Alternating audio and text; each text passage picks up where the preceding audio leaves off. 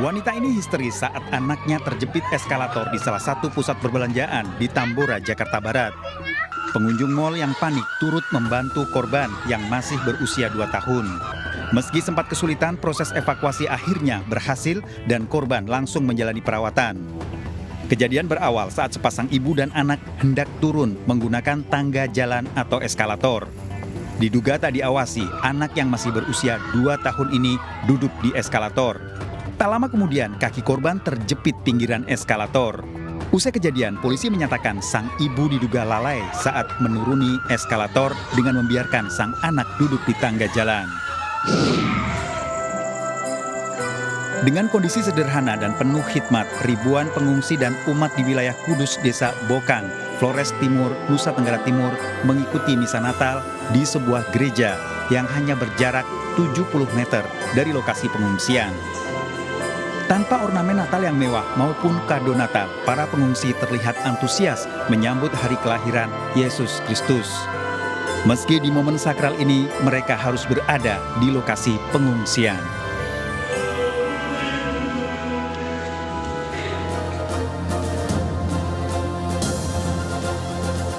Banjir masih terjadi di beberapa daerah saat libur Nataru.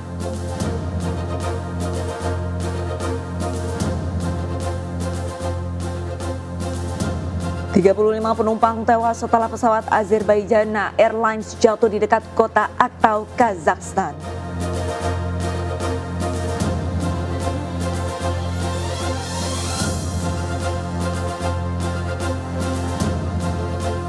Joko Widodo berkomentar soal penetapan Sekjen PDIP Hasto Kristianto sebagai tersangka oleh KPK.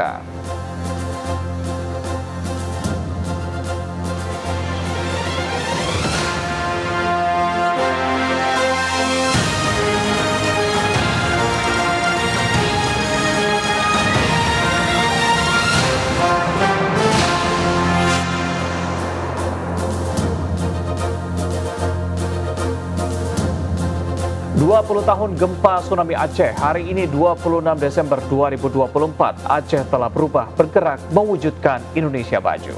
Selamat pagi pemirsa, apa kabar? Selain berita utama tadi pemirsa, sejumlah laporan menarik lainnya juga hadir menemani aktivitas pagi Anda. Bersama saya Arlista Hadi. Dan saya Reza Helmi. Berikut seputar iNews Pagi selengkapnya.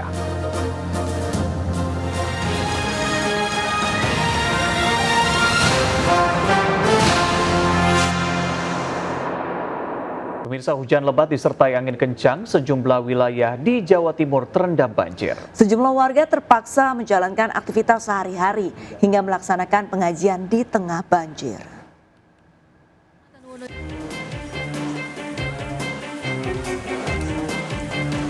Diguyur hujan lebat, sejumlah wilayah di Surabaya, Jawa Timur dikepung banjir, salah satunya di Gang Lebar, Kecamatan Wonocolo, Surabaya. Ketinggian air mencapai 30 cm hingga masuk rumah warga dan warung makan. Selain itu, warga juga terpaksa melaksanakan hajatan kenduri dengan keadaan banjir. Banjir juga diperparah dengan buruknya saluran air di kawasan tersebut. Di gang sini sih sekitar 30 cm. 30 cm ya? Iya. Selutut orang dewasa? Iya. Ini tadi banyak enggak rumah warga yang terendam banjir? Oh, banyak. Kalau banjir ini sih emang tahunan, Mas. Setiap setahun itu pasti banjir. Dan rumah-rumah warga ini banyak yang masuk. Banjir juga terjadi di kawasan Sidoarjo Utara. Pasca hujan deras selama 4 jam mengakibatkan ratusan rumah di 2 kecamatan di wilayah perbatasan Sidoarjo, Surabaya terendam banjir. Selain akibat curah hujan yang tinggi, aliran sungai Buntung yang menjadi saluran air utama di wilayah Sidoarjo Utara mampet dan tidak berfungsi.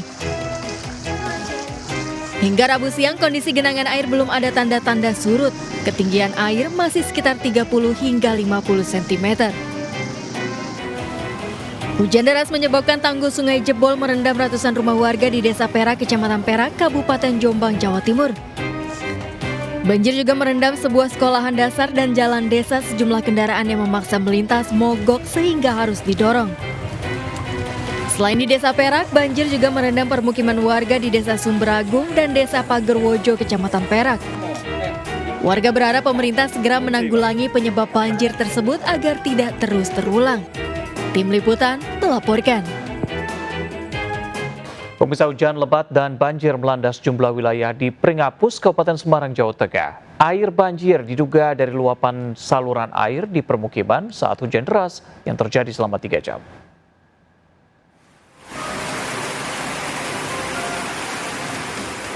Tiga wilayah di Pringapus, Semarang ini banjir akibat hujan deras selama 3 jam. Tutup air. Wilayah pertama yang terdampak banjir, Desa Duet. Jalan desa terendam banjir setinggi 50 cm, sehingga akses jalan terganggu. Wilayah kedua yang terdampak banjir, Dusun Macan Mati. Air mengenangi jalan, sejumlah gang, air masuk ke rumah. Banjir diduga dari luapan saluran air di permukiman. Sementara wilayah perumahan Gria Karangjati, air sungai di sekitar perumahan meluap hingga mengenangi rumah warga. BPBD Kabupaten Semarang melakukan penanganan dan pembersihan jalan rumah-rumah yang tergenang air. Sehingga pagar itu jebol, ambruk, kurang lebih sekitar 10 meter. Kemudian limpasan airnya meluncur ke bawah mengenai rumah warga yang ada di Macan Mati. Para petugas fokus pada pembersihan lumpur dan membantu warga. Dari Kabupaten Semarang, Jawa Tengah, Nurisa Lulu melaporkan. Seorang ibu dan anak di Tarakan, Kalimantan Utara tewas tertimpa longsor. Longsor terjadi saat kedua korban terlelap tidur.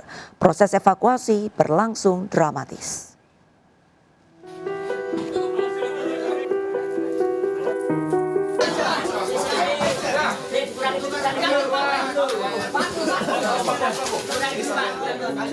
Banyaknya material longsor dibantu warga, petugas berupaya mengevakuasi seorang ibu dan anak yang tewas tertimpa longsor di Jalan Anggrek Poros, Karanganyar, Tarakan Barat, Kalimantan Utara. Longsor terjadi pada Rabu dini hari saat kedua korban tengah tertidur lelap di kamar. Kedua korban tewas merupakan ibu dan anak, yakni Mina 36 tahun dan Arfan yang masih berusia 8 tahun. Sementara sang suami, Ponijan, berhasil lolos dari maut lantaran saat longsor terjadi sedang berada di ruang tamu dan sempat lari keluar rumah.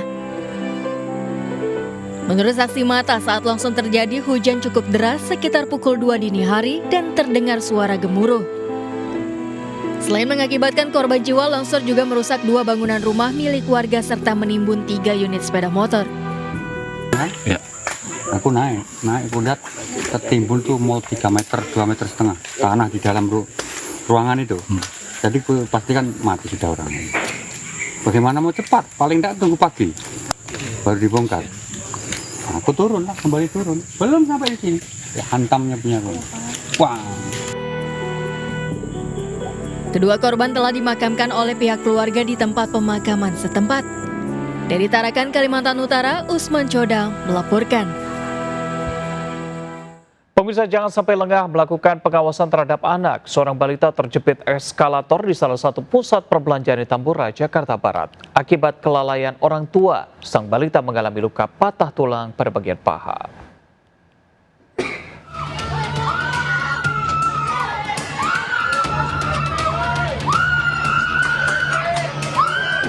Ibu korban histeris saat anaknya terjepit eskalator di salah satu pusat perbelanjaan di Tambora, Jakarta Barat.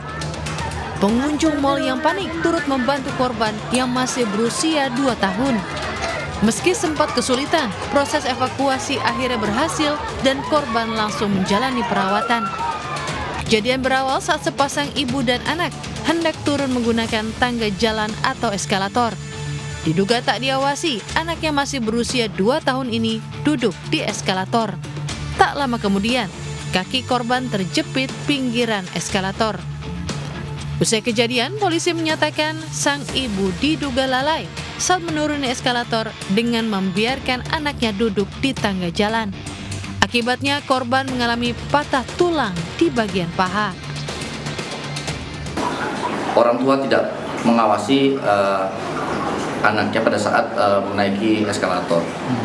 Jadi putra tersebut bermain jongkok di eskalator pada saat turun dari atas ke bawah, agar kepada orang tua selalu dapat menjaga putra putrinya pada saat melakukan kunjungan ke tempat perbelanjaan atau pada saat melaksanakan kegiatan bepergian. Jangan pernah luput dari pengawasan untuk anak-anaknya. Mobilitas pengunjung di pusat-pusat perbelanjaan atau tempat wisata pada masa libur Natal dan Tahun Baru semakin tinggi. Orang tua hendaknya waspada dan lebih mengawasi gerak-gerik putra-putrinya saat berhadapan dengan kerumunan atau banyak orang agar kejadian yang tidak diinginkan tidak terjadi. Dari Jakarta, Miftahul Gani melaporkan. Kapal Roro terbakar dari Tanjung Uban hendak berlabuh ke Pelabuhan Punggur, Nongsa, Batam, Rabu sore. Api diduga dari ruang kamar ABK di bagian bawah membuat panik ratusan penumpang kapal Roro. Api ini dari mana ya? Asapnya kuning gitu.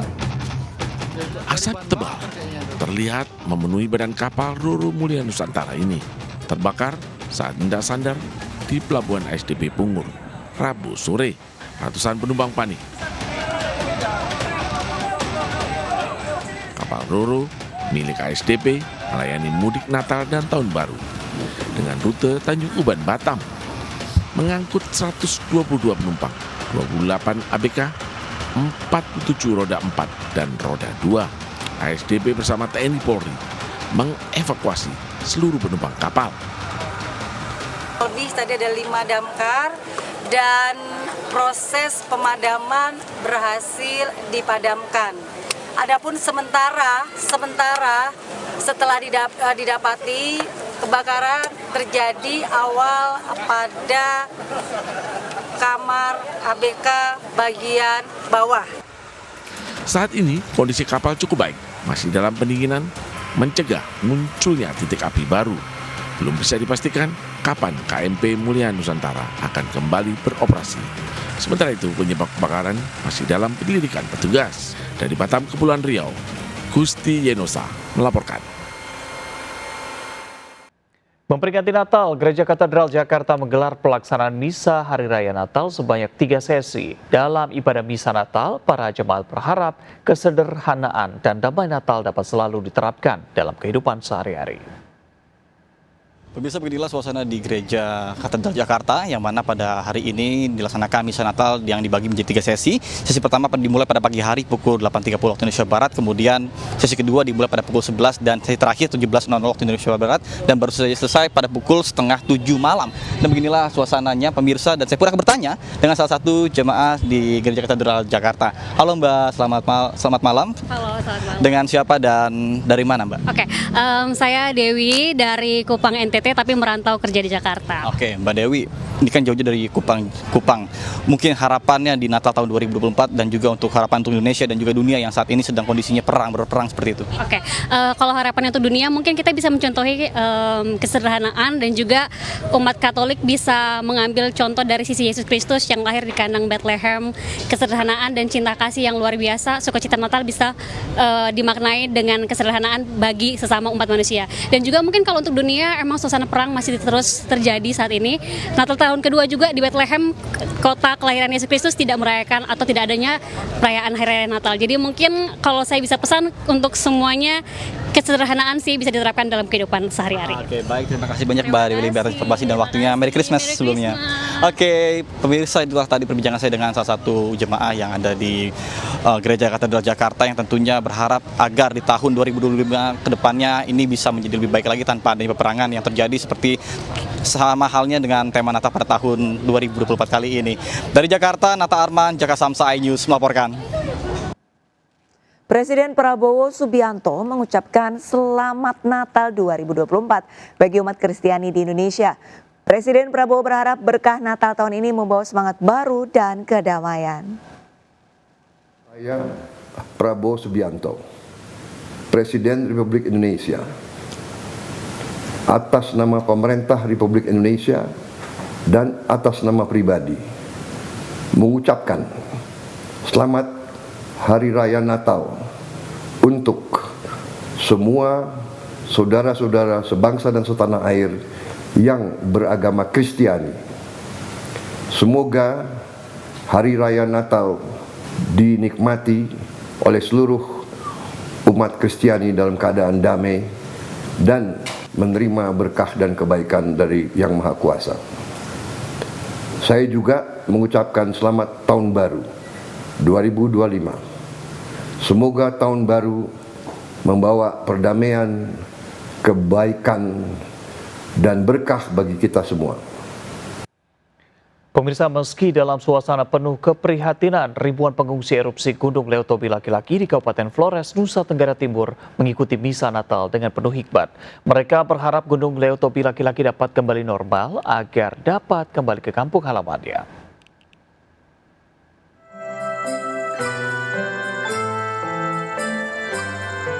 Dengan kondisi sederhana dan penuh hikmat, ribuan pengungsi dan umat di wilayah Kudus, Desa Bokang, Flores Timur, NTT ini mengikuti misa Natal di sebuah gereja yang hanya berjarak 70 meter dari lokasi pengungsian.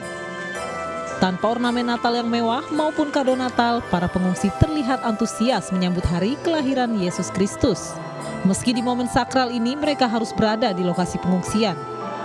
Seorang pengungsi mengungkapkan kerinduannya untuk merayakan Natal di kampung halamannya.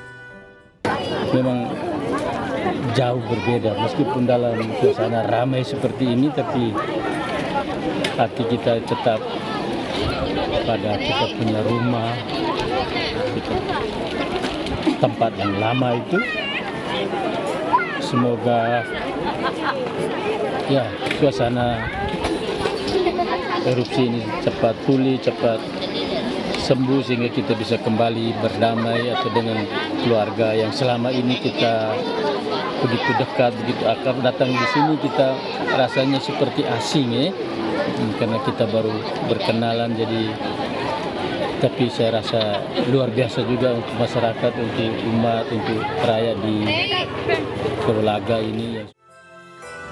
Hingga saat ini status Gunung Leotobi masih siaga atau level 3 dan warga diminta selalu waspada.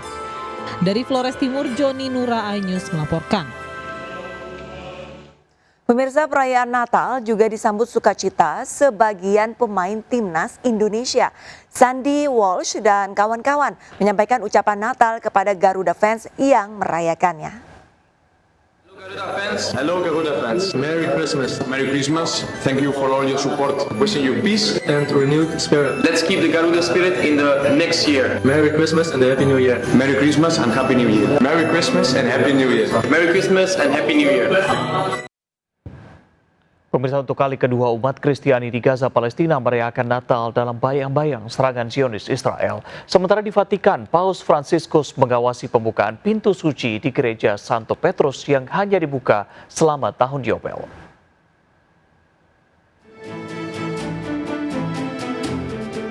Paus Fransiskus yang merayakan Natal ke-12 masa kepausannya memimpin misa malam Natal di Basilika Santo Petrus.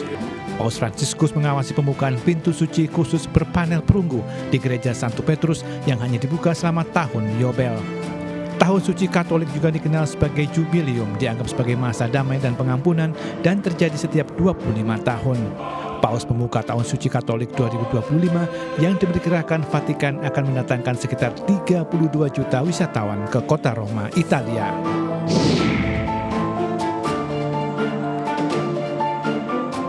Untuk kali kedua umat Kristiani di Gaza merayakan Natal secara terbatas. Jemaah mengatakan situasi di Gaza tidak layak untuk dijadikan momen perayaan Natal bersama keluarga.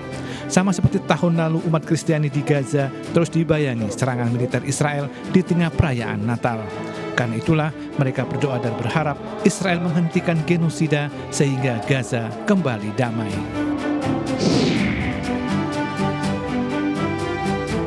Umat Kristiani di Damaskus, Suriah kembali merayakan Natal secara aman dan damai sejak rezim Al-Assad tumbang. Mereka yakin Suriah membuka lembaran baru yang lebih baik di bawah pemerintahan yang dikendalikan kelompok Hayat Tahrir As-Sham. Mereka juga yakin kelompok militan yang anti toleransi beragama bakal mampu ditangani pemerintahan baru.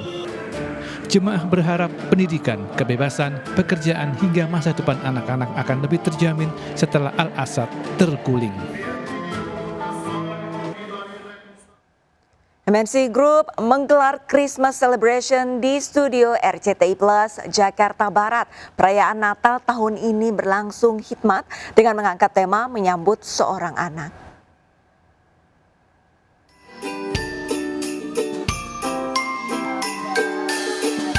Lagu puji-pujian menggema dengan khusyuk dan hikmat dalam ibadah dan perayaan Natal MNC Group yang digelar di studio RCTI Plus Kebonjeruk, Jakarta Barat. Dengan mengangkat tema menyambut seorang anak, acara Natal ini dihadiri langsung Eksekutif Chairman MNC Group Haritanu Sudibyo, Chairwoman MNC Group Liliana Tanusudibyo, dan keluarga. Perayaan Natal kali ini diharapkan dapat memberikan sukacita penuh dan keberkahan, khususnya bagi umat Kristiani yang merayakan kelahiran Yesus Kristus. Saya ucapkan selamat Natal kepada seluruh umat Kristen dan Katolik di Indonesia. Semoga damai Natal memberikan hal yang baik, damai sejahtera bagi kita semua. Dan tentunya bagi seluruh rakyat Indonesia, selamat menyongsong tahun baru 2025. Semoga tahun baru nanti akan membawa keberkahan, kebaikan bagi kita semua dan bagi tentunya NKRI yang kita cintai. Harapannya untuk Natal ini biarlah damai sukacita Natal mengisi hati kita semua dan kasih Kristus itu yang datang ke bumi untuk menyelamatkan kita semua. Kemeriahan puncak perayaan Natal MNC Group turut diisi dengan acara hiburan yang tinggalkan pesan bermakna damai dengan balutan lagu pujian dari para musisi tanah air. Selamat Natal 2024 dan selamat menyambut tahun 2025. Kiranya sukacita Natal menyertai kita semuanya. Dari Jakarta, Esra Ambarita, Fakih Satrio, iNews melaporkan. Seorang pelajar membunuh temannya sesama pelajar. Sesaat lagi Bang Napi yang akan menyampaikannya dalam Sergap. Tetaplah bersama kami.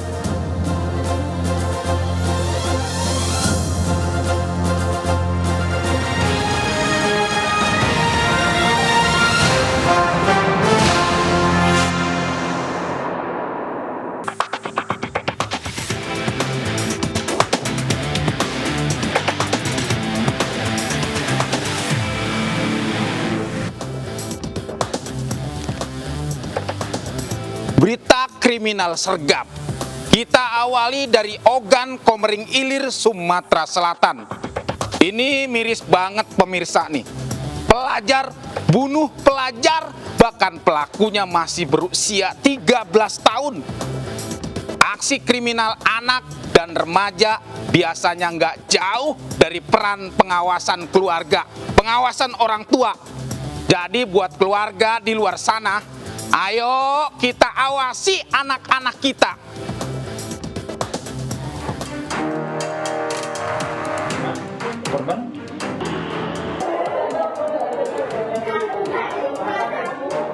Pelajar sekolah menengah pertama di Ogan Komering Ilir, Sumatera Selatan yang masih berusia 13 tahun tega menghabisi nyawa rekannya sesama pelajar. Pelaku berinisial E menganiaya korban berinisial S hingga tewas hanya karena kesal korban mengeber suara motornya saat akan memarkir motornya di sebuah warung. Ketersinggungan tersebut akhirnya berujung penganiayaan di mana pelaku menyerang korban dengan senjata tajam hingga tewas.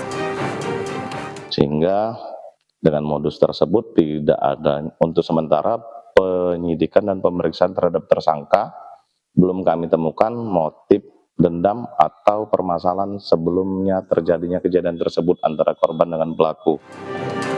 Pelaku yang masih di bawah umur dikenakan Undang-Undang Nomor 11 Tahun 2012 tentang Sistem Peradilan Pidana Anak. Dari Kabupaten Oki, Sumatera Selatan, Fitriadi melaporkan. Seorang pelajar SMP di Pasuruan tewas setelah mendapat penganiayaan berat waktu lagi boncengan motor sama kawannya. Pelaku belum ketahuan siapa karena habis mukul korban langsung kabur. Kejadiannya waktu malam-malam ini. Nah, jadi buat orang tua sekali lagi nih ya, awasin, jagain anaknya dong ya. Jangan kasih keluyuran malam, apalagi sampai naik motor. Kan belum punya SIM.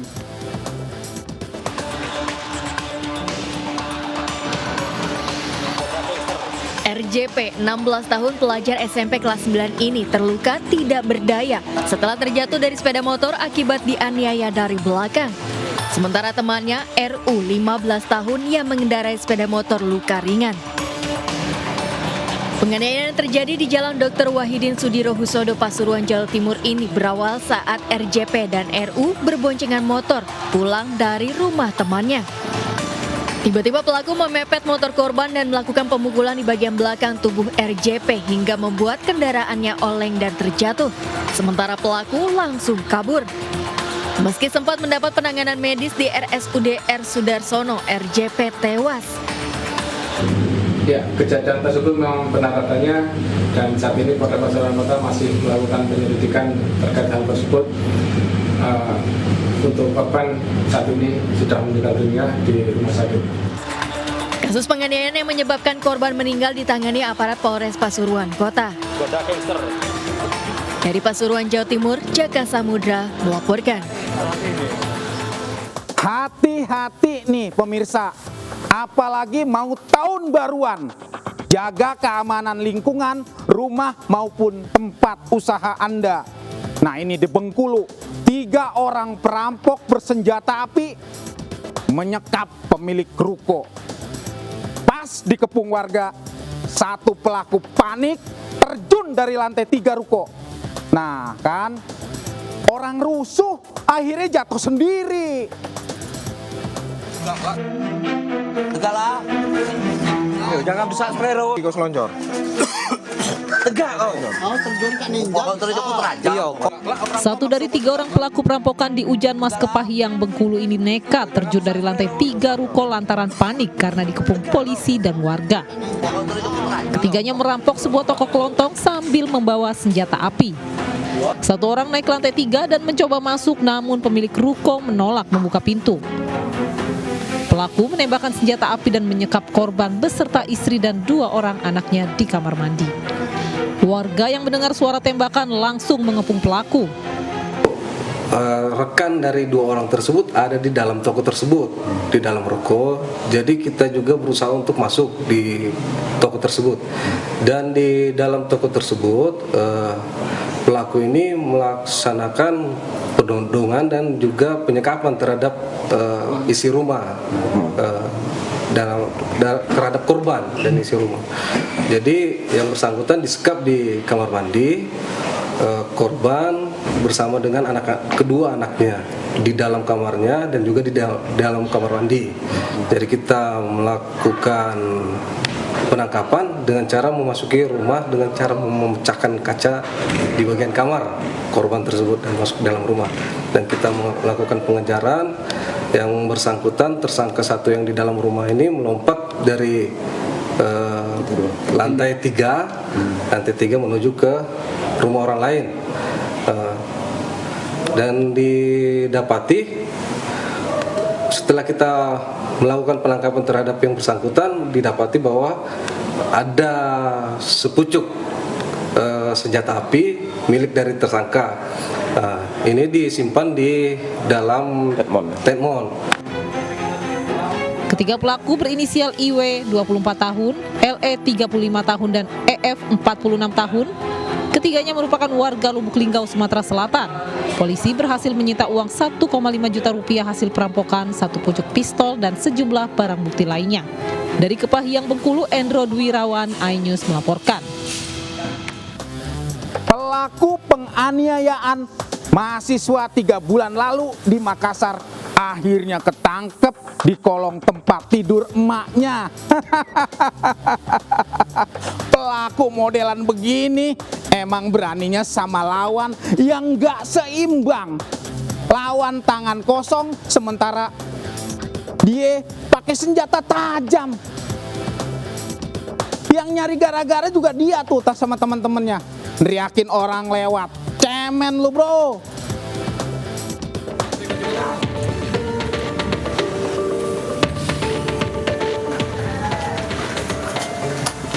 3 bulan buron, aparat Polsek Biringkanaya akhirnya menangkap penganiayaan mahasiswa yang sembunyi di kolong tempat tidur rumah orang tuanya di Kelurahan Bakung, Makassar, Sulawesi Selatan.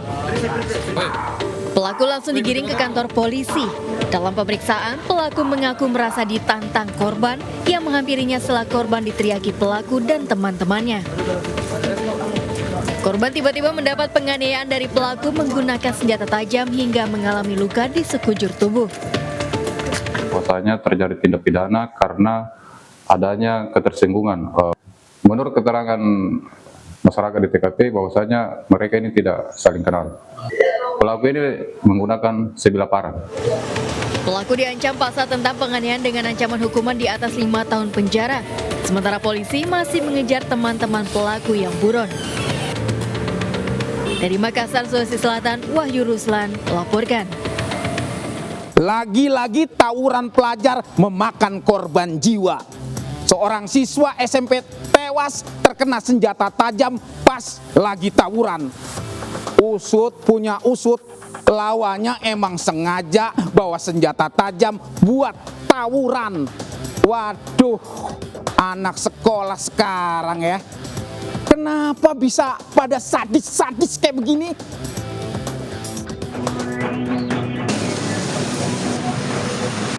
Korban berinisial F merupakan seorang pelajar kelas 7 sekolah menengah pertama di Depok, Jawa Barat. Saat kejadian, korban terkena senjata tajam pelaku yang ternyata memang sudah dipersiapkan dan sengaja dibawa pelaku dari rumah untuk tawuran. Korban terluka pada bagian punggung dan sempat dibawa ke rumah sakit, namun nyawanya tidak tertolong. Menurut transaksi ya, karena kami sudah dihubungi oleh pihak rumah sakit bahwa ada anak di bawah umur meninggal hingga melakukan tawuran. Pelaku sendiri sekarang gimana? Sudah diamankan, Pak? Belum, kita masih mengumpulkan dulu alat-alat bukti, ya saksi sambil menunggu hasil visum. Ketika sudah keluar hasil visum, otopsi, kita tetapkan tersangka. Hingga saat ini, baik keluarga korban maupun pihak sekolah masih belum bisa dimintai konfirmasi terkait kasus ini. Rumah korban yang berada di Jalan Tondano 2, Sukmajaya, Kota Depok pun tampak sepi dari aktivitas penghuni. Dari Depok, Jawa Barat, Iyung Rizky, iNews melaporkan. Dari kasus kematian dokter PPDS Fakultas Kedokteran Undip, Dr. Aulia Risma, polisi akhirnya menetapkan 3 tersangka, di mana 2 diantaranya dokter senior. Salah satunya Kaprodi Anestesi. Ya, semoga kematian dokter Aulia bisa jadi pembuka kotak Pandora di lingkup pendidikan dokter di Indonesia. Gimana coba nasib pasien kalau ditangani sama dokter-dokter yang kejam kayak gitu?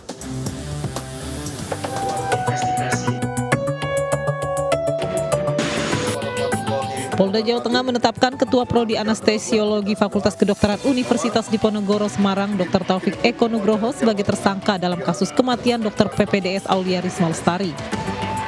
Selain Dr. Taufik, seorang dokter senior Prodi Kedokteran PPDS Undip, Dr. ZYA juga ikut jadi tersangka bersama Kepala Staf Medis Prodi Anestesi Undip, Sri Maryani. Menurut polisi, ketiga tersangka disangkakan terlibat melakukan perundungan, pemerasan, serta penipuan. Sebagai Kaprodi Anestesi, Dr. Eko memanfaatkan senioritasnya di kalangan PPDS untuk meminta uang biaya operasional pendidikan yang tidak diatur dalam akademik. Seperti Dr. Eko, Sri Maryani ikut meminta biaya operasional pendidikan ke bendahara PPDS, sementara Dr. Zia dikenal dengan senior yang paling aktif membuat aturan perundungan fisik maupun verbal. Dalam kasus ini, polisi menyita uang 97 juta rupiah.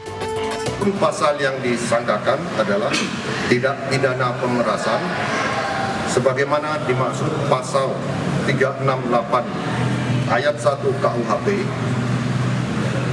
dan atau tindak pidana penipuan sebagaimana dimaksud pasal 378 KUHP. Hingga saat ini ketiga tersangka belum ditahan, sementara berkas penyidikan akan dilimpahkan ke Kejaksaan Tinggi Jawa Tengah. Ketiga tersangka dijerat pasal berlapis dengan ancaman hukuman maksimal 9 tahun penjara. Dari Semarang, Jawa Tengah, Kristadi melaporkan. Waspada nih pemirsa, lagi musim liburan begini, awas, uang palsu beredar. Nah, di Palopo, Sulawesi Selatan, sejumlah emak-emak mendapati uang palsu pecahan Rp100.000. Polisi lagi nyelidikin nih asal-usul uang palsu ini. Jangan-jangan nih masih ada hubungannya sama sindikat uang palsu UIN Alauddin Makassar.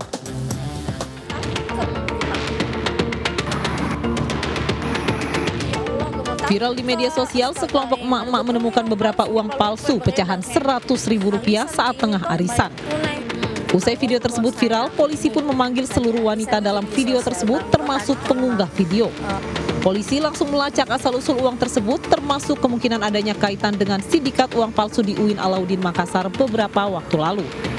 Dari hasil penyelidikan kita sudah mendapatkan orang yang memposting tersebut di FB terkait adanya pecahan dugaan uang 100.000. Kemudian yang memposting tersebut kita sudah ambil keterangannya. Dia juga dapatkan dari temannya pada saat arisan. Jadi saat ini pecahan uang tersebut kami amankan, kemudian koordinasi dengan pihak bank untuk mengecek apakah uang tersebut adalah palsu. Polisi juga mengimbau masyarakat agar lebih berhati-hati saat bertransaksi, terutama dalam jumlah besar. Jika menemukan hal mencurigakan, masyarakat dapat langsung melapor ke petugas kepolisian. Dari Kota Palopo, Sulawesi Selatan, Nasruddin Rubak, iNews melaporkan. Uang palsu masih merajalela di Goa. Dan yang jadi korbannya lagi-lagi para pedagang yang nggak punya alat pendeteksi kayak pemilik warung kelontong dan penjual pakaian di pasar sentral. Jadi modusnya nih pelaku nyari warung atau toko yang lagi rame. Buat para penjual ya, mulai sekarang tiap ada yang beli pakai uang 100.000 kek, 50.000, dicek dulu, jangan langsung masukin kantong. Nah kan?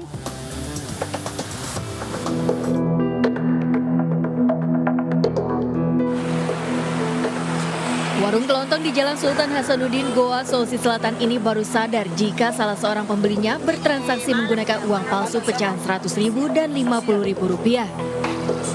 Menurut Susia, saat itu dirinya sibuk karena banyak pembeli.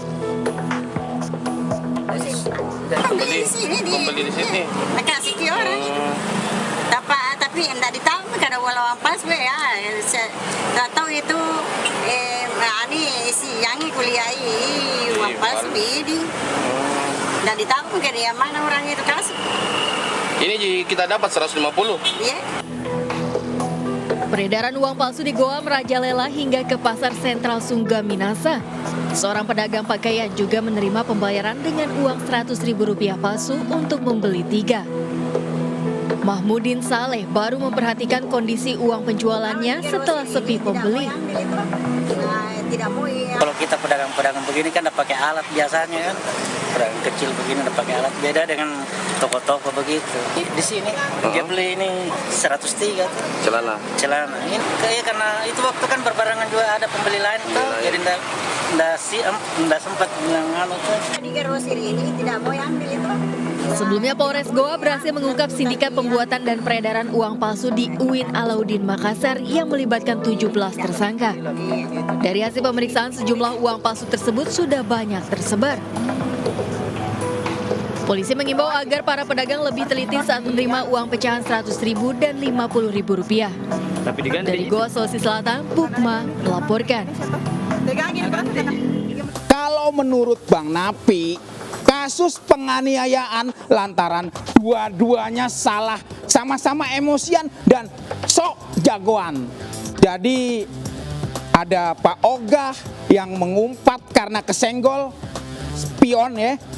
Mobil wisatawan di jalur alternatif Puncak yang bawa mobil juga ngebales, maki-maki. Ya udah, berantem itu dua orang. Ya nggak? Tadinya sih seneng habis wisata. Malah dapat petaka.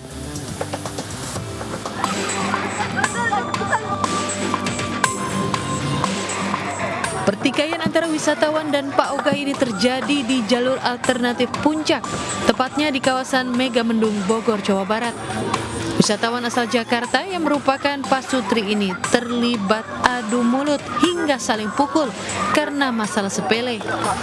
Pemicunya ketika mobil yang dikendarai pasutri wisatawan melewati mobil mogok di jalur sempit hingga mengenai salah seorang Pak Ogah.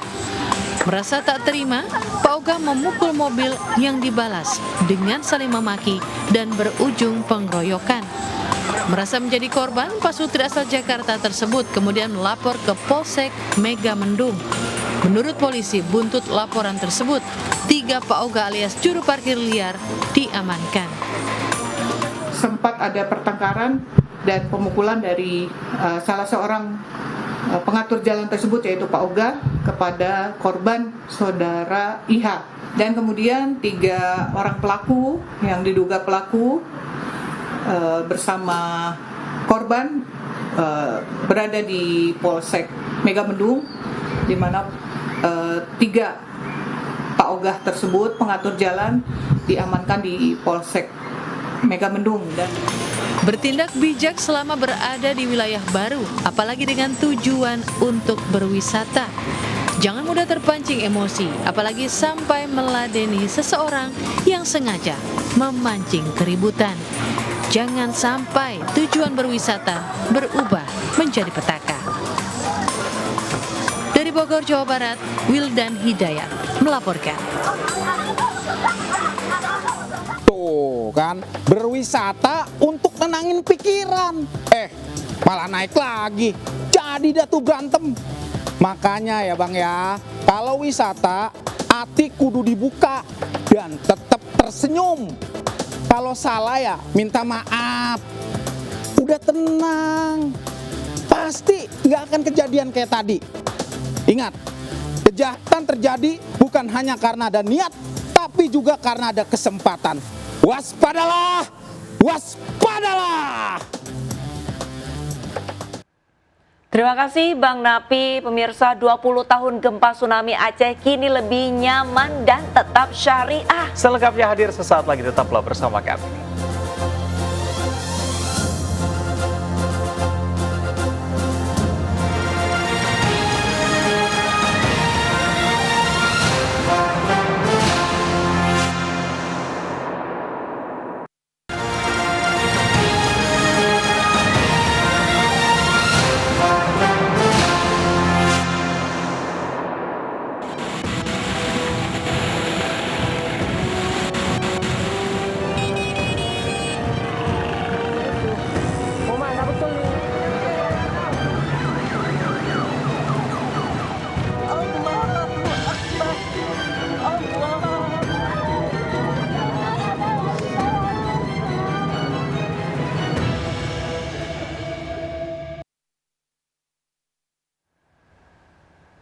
Pemirsa, 20 tahun tsunami Aceh, gelombang besar mengubah kehidupan warga hingga saat ini. Pengingat tsunami tak akan hilang, generasi baru mendapat pengetahuan dari benda yang ditinggalkan. Salah satunya adalah kapal pembangkit listrik tenaga diesel atau PLTD Apung yang bergeser dari pantai Ulele ke Desa Punge Blangcut, Banda Aceh.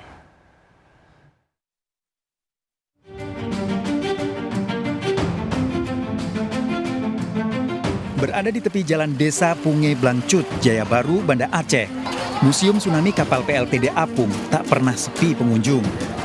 Kapal berdiri kokoh di tengah permukiman warga sebagai lokasi wisata edukasi. Jam 7.55 waktu Indonesia Barat menjadi penunjuk bagi pengunjung terjadinya gelombang tsunami. Berdiri di pintu masuk akan mengingatkan waktu yang telah berlalu. Pengunjung akan masuk dari pintu serta tangga kapal yang membedakan setiap ruang pergerakan. Ruang kapal terbagi menjadi beberapa skat, diisi berbagai peringatan dari sajian film hingga benda yang tertinggal saat gempa tsunami. Sejauh 1 km datang gelombang setinggi 24 meter. Bisa pula kapal ini. Dengan termasuk 7 orang kru kapal tadi, karyawan kapal.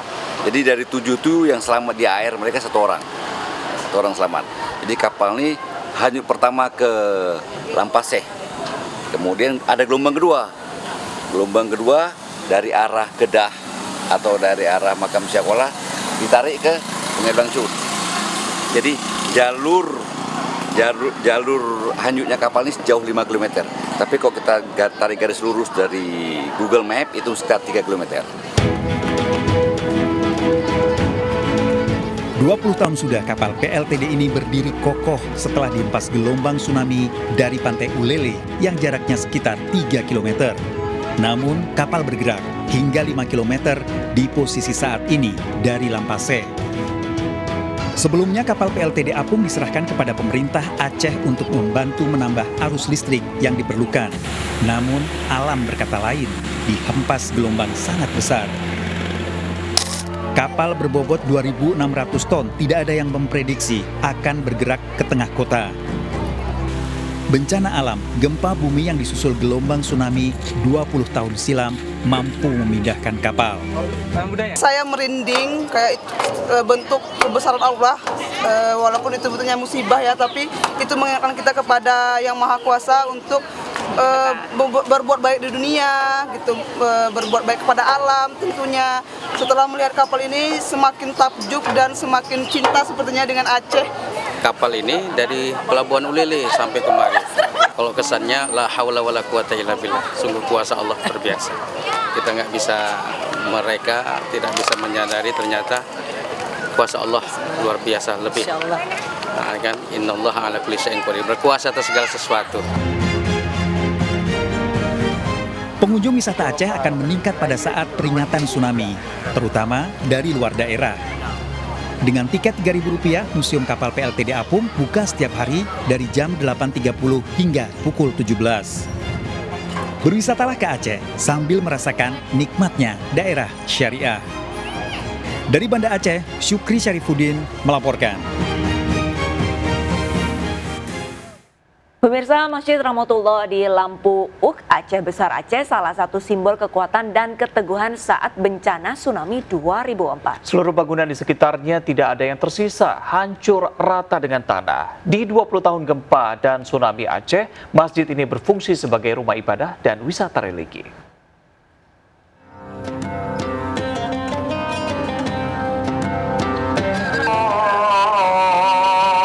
Masjid Rahmatullah di kawasan Lampu U, Longa, Aceh Besar, megah berdiri, tetap mengumandangkan azan di setiap 5 waktunya.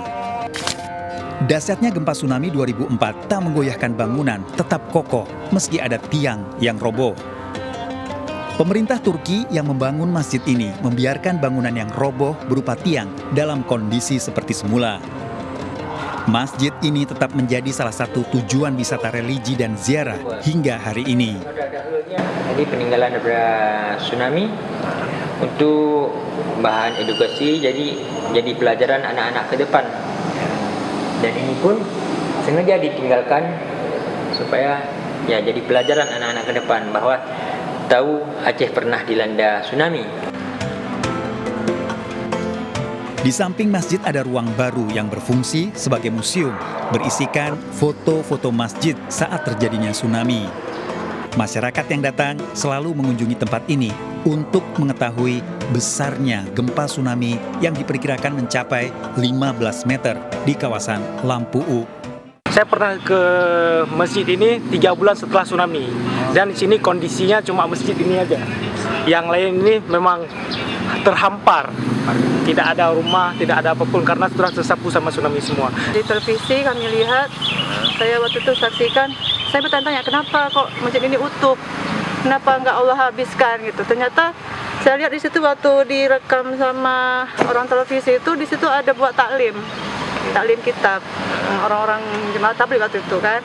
Dan ternyata rupanya itu masjid yang ada ruhnya itu salat 5 waktu terjaga di situ, insya Allah selamatkan. Melihat sejarah-sejarahnya yang udah ditempel-tempelkan di samping sebelah kiri saya ini, tertarik banget malah.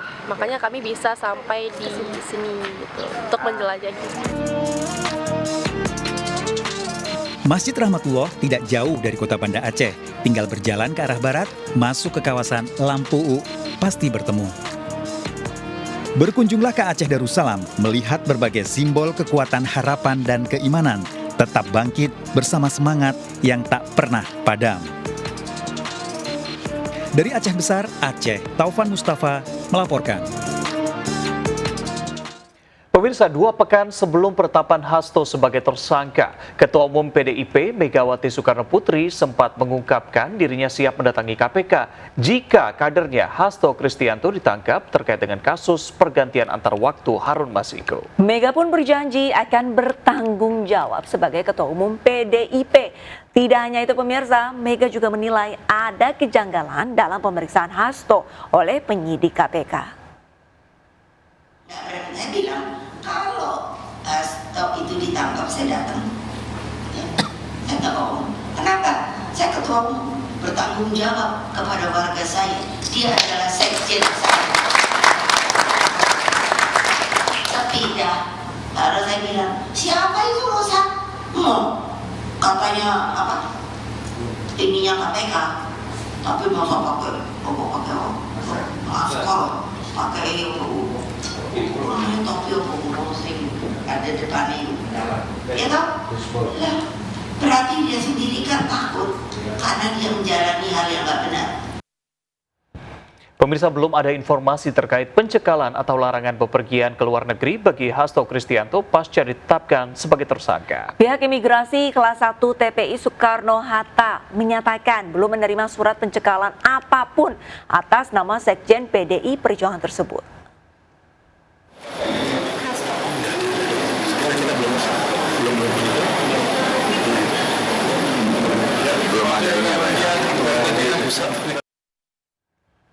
Pemirsa, usai dipecat dari PDIP, Presiden ke-7 Joko Widodo menanggapi penetapan Sekjen PDIP Hasto Kristianto sebagai tersangka oleh KPK.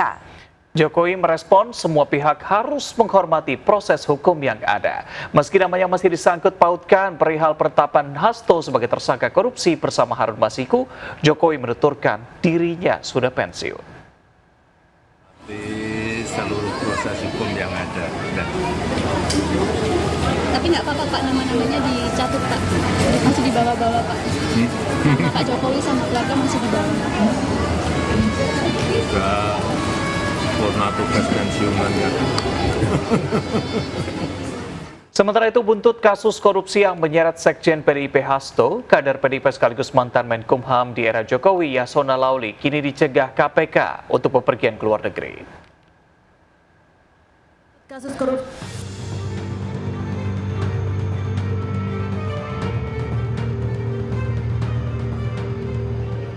Buntut kasus korupsi yang menyeret Sekjen PDIP Hasto Kristianto, kader PDIP sekaligus mantan Menkumham di era Jokowi, Yasona Lauli, kini dicegah KPK berpergian ke luar negeri.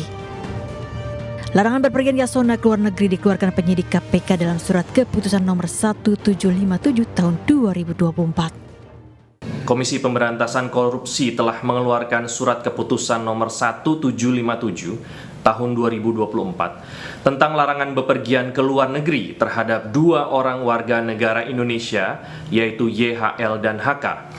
Larangan bepergian ke luar negeri ini terkait penyidikan dugaan tindak pidana korupsi, pemberian hadiah atau janji terkait penetapan anggota DPR RI terpilih 2019 sampai dengan 2024. Sebelumnya Yasona juga pernah diperiksa sebagai saksi pada 18 Desember 2024 lalu. Yasona diperiksa dalam kapasitas sebagai Menkumham periode 2019-2024 terkait data perlintasan luar negeri Harun Masiku. KPK telah mengungkap profil dan ciri fisik DPO Harun Masiku terbaru yang telah resmi ditandatangani Wakil Ketua KPK Nurul Gufron pada 5 Desember lalu. Keberadaan buronan yang paling dicari Harun Masiku yang juga mantan kader PDIP kini masih menjadi teka-teki. Tim Liputan iNews melaporkan. Pengusaha sarung di Tegal, Jawa Tengah menyatakan kekhawatirannya atas rencana kenaikan PPN menjadi 12% pada Januari 2025. Kebijakan ini dinilai akan mengancam usaha mereka karena menambah beban biaya produksi dan juga menurunkan daya saing produk lokal.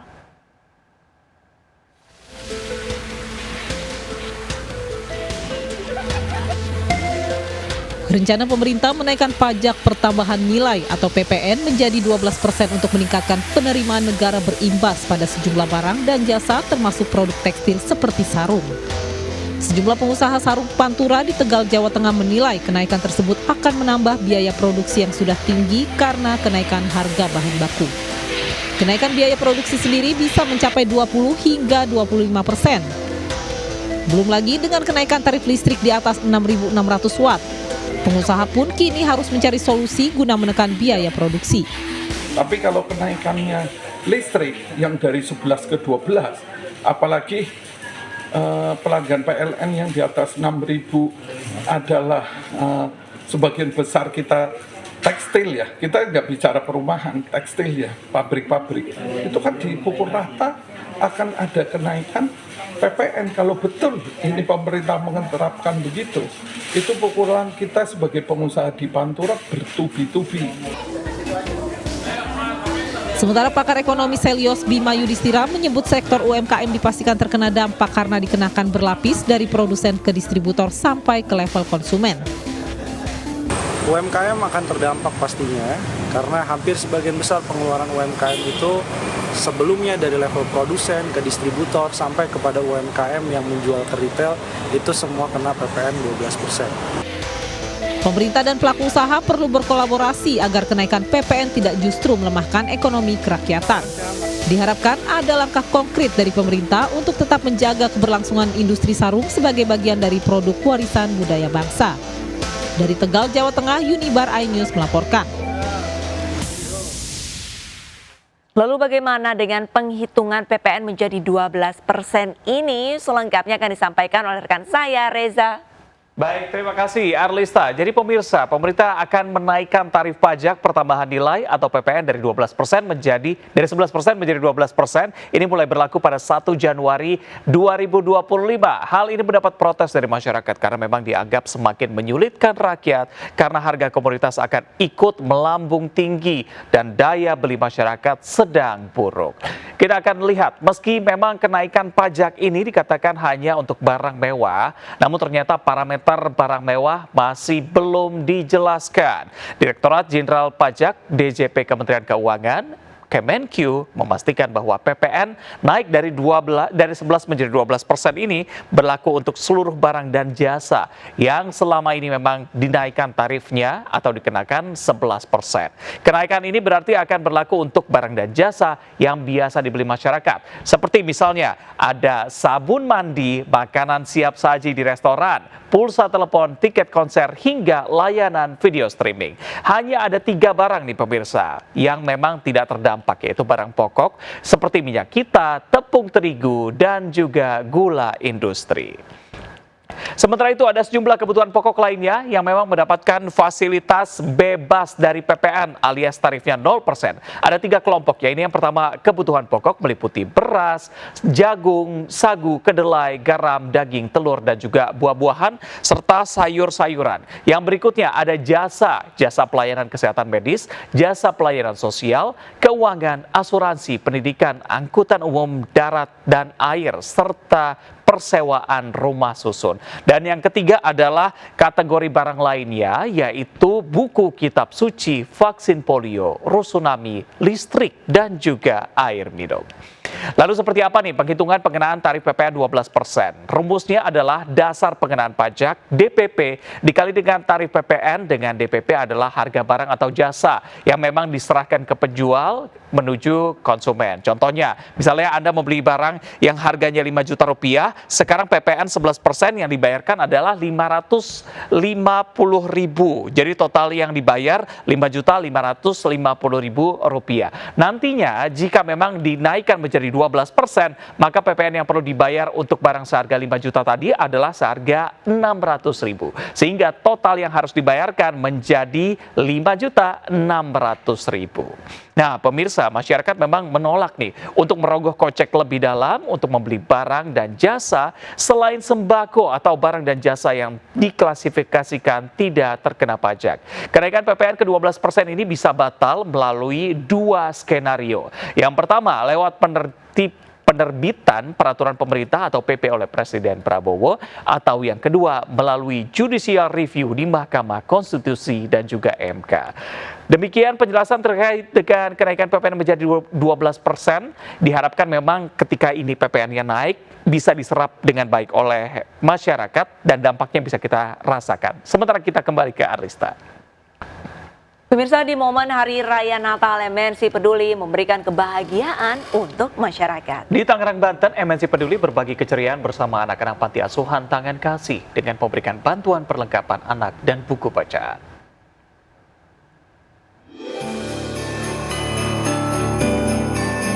Perayaan Natal dan Tahun Baru sangat berkesan bagi para penghuni panti asuhan Tangan Kasih di Kecamatan Pinang, Kota Tangerang, Banten.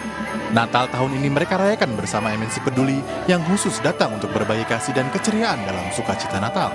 Dengan mengajak penghuni panti bernyanyi, menari bersama, membaca buku dongeng, dan berbagai games menarik lainnya. Di momen hari Natal ini, MNC Peduli juga membagi berkat kepada penghuni panti dengan memberikan bantuan berupa perlengkapan anak dan buku bacaan. Bersyukur karena adanya MNC Peduli yang sudah membagikan bantuan kepada kami, terutama untuk anak-anak di sini, sehingga mereka tuh lebih pengetahuannya lebih luas lagi. Nah, semoga harapan kami, semoga di hari Natal dan Tahun Baru 2025 ini kita semua selalu diberkati dan selalu sehat. Bisa bermain bersama, menyanyi, bermain bersukacita, bahagia. Kenapa? Karena bermain bersama MNC Peduli. Sukacita dan kasih Natal diharapkan akan menjadi semangat baru untuk terus membantu sesama. Untuk itu, MNC Peduli mengajak masyarakat ikut membantu, berpartisipasi, meringankan beban sesama. Dari Tangerang, Banten, Rizky Ihwal, iNews melaporkan. MNC Pictures kembali memberikan hiburan di layar kaca melalui film drama terbarunya berlatar belakang cinta dan pengorbanan. Dengan kekuatan karakter dari para pemain serta alur cerita yang kuat, sinetron Mencintaimu Sekali Lagi akan tayang perdana di RCTI pada 25 Desember 2024 untuk menemani hari libur Natal dan akhir tahun. Anak-anak yatim piatu ini turut diundang pada acara syukuran sinetron terbaru yang dihadiri para pemain, sutradara, penulis, serta tim produksi MNC Picture di Kabupaten Bogor, Jawa Barat. Sinetron garapan MNC Picture berjudul Mencintaimu Sekali Lagi ditulis oleh Rudi Sujarwo, sosok di balik kesuksesan sinetron Ikatan Cinta. Drama yang mengangkat cerita mengenai perselingkuhan, perjodohan, dan perjuangan menemukan cinta sejati, menghadirkan cerita yang penuh emosi dan kejutan. Sinetron ini dibintangi oleh Heiko van der Vecken, Jonas Rivano, Miller Han, dan Afifa Ifahda. Peran aku di sini sebagai Arini. Jadi Arini itu orangnya sangat wanita karir. Jadi dia tuh nggak terbiasa dengan kebiasaan rumah tangga. Jadi anaknya tuh nggak begitu wife material buat keluarganya si Lingga ya, karena nggak bisa masak segala macam. Tapi iya karena dia juga kerjanya dia keluar dari rumah orang tuanya dari Jogja, dia pindah ke Jakarta, dia nyewa apartemen sendiri dan dia kerja sebagai makeup artist. Profesi sebagai seorang pemadam kebakaran ini bisa diaplikasikan di sinetron gitu karakter ini. Tapi ya seiring berjalannya cerita dan kita syuting ternyata bisa dan jadi banyak menurut aku jadi banyak pesan-pesan moral yang penting juga, jadi informasi yang penting juga buat penonton nantinya. Mencintaimu Sekali Lagi akan tayang perdana di RCTI pada 25 Desember 2024 dan menjadi satu tontonan yang konsisten menghibur serta memberikan edukasi bagi masyarakat Indonesia. Tim Liputan iNews melaporkan. Pemirsa, kami akhiri jumpa kita pagi ini. Saya Arlisa Hadi. Dan saya Reza Helmi. Selamat beraktivitas, tetap semangat dan sampai jumpa.